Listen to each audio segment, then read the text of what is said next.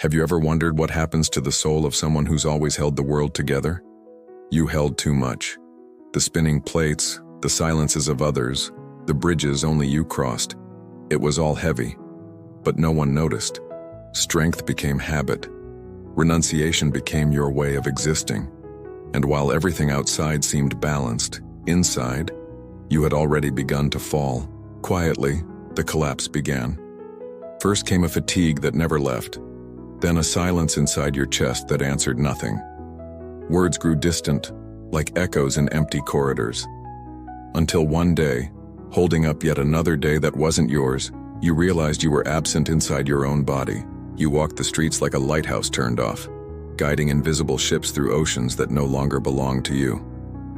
And no one noticed, because the world had grown used to your strength, because your pain was too quiet, too noble to be understood. The image is this: a ceiling cracking over a house still standing, the walls still support, but the sound of wood giving way comes from within. And you remain there, offering shelter, with a smile that doesn't betray the leak. This is the lost time, the years when your life became a backdrop for others' needs. When your soul turned into scenery, you held everything except yourself, and maybe no one ever asked if you were okay, because your role was to be the wall, and walls don't complain, they just crack in silence. Have you felt this too? The pain of being essential to everyone, and forgotten inside? You were the central beam, the invisible pillar that held up the weight of everything. When chaos knocked on the door, it was your calm face they searched for. When everything fell apart, it was your silence that made sense of the storm. But no one asked where that calm came from. No one realized it was born out of exhaustion. The strength they placed on you was not heroic. It was obligatory. You weren't chosen, you were abandoned. When everyone else stepped back, you stayed. When everyone cried, you held them. And the world, grateful, offered you more to carry. One more need, one more emergency, one more invisible sacrifice. You became infrastructure, a reliable name in someone's crisis, a body not allowed to break. But inside, there was a field long abandoned, a place where your own dreams lay buried beneath promises made to others. The image now is an old tree in the middle of a storm. Its branches still reach outward, but the trunk is hollow. Its roots hold firm, but they no longer nourish. It still stands, but slowly, it is dying. No one sees, because from the outside it still provides shade, still fulfills its function. How many times have you held up the world with a soul in pieces? How often did you disguise collapse so as not to scare the ones who needed you? The pain wasn't just in carrying it all. It was in never being allowed to fall. In having no place and no one to fall with. In being strong, even among your own ruins. And now, in the silence, after the giving, you look around and wonder, if I stop, who will hold me? You were the atlas of the house, the last to sleep, the first to listen. You carried time on your shoulders as if everyone else's seconds depended on your silence. And they did. Because while everyone else crumbled in their chaos, you stayed upright. Not by choice, but by an invisible summons. No one named you the savior, but everyone acted like you were. The guardian. The one who doesn't break. The one who doesn't cry. The one who doesn't fall. And you accepted it. Because for you, love always meant carrying. But that love became a cross. And that cross became a routine. And that routine erased you. The archetype is the exhausted angel. The one who no longer flies but keeps watch. With broken wings and dim eyes, it observes without being seen. The eternity of care became a prison, and the prison became identity. There was no longer a line between helping and vanishing. You weren't living anymore.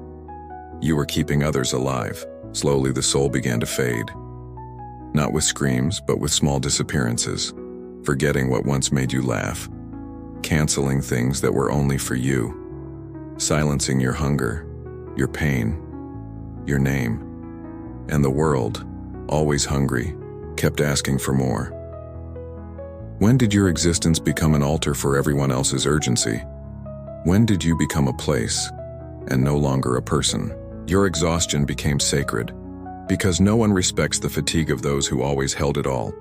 They expect you to carry more and more until emptiness installs itself as faith, until the absence of self becomes a virtue, and you, broken and noble, are left without an altar, without candle, without mourning. The collapse didn't come with noise. There was no fall, no scene, just an ordinary day when something inside you stopped responding, as if the center had dimmed, as if the soul had closed its eyes. You kept moving, kept answering, kept functioning, but inside the house was empty. No one noticed, because you still smiled, because your pain had learned to disguise itself as normal, and the deeper the exhaustion dug, the more invisible it became. The image now is a piano with no sound, perfect on the outside, even tuned within.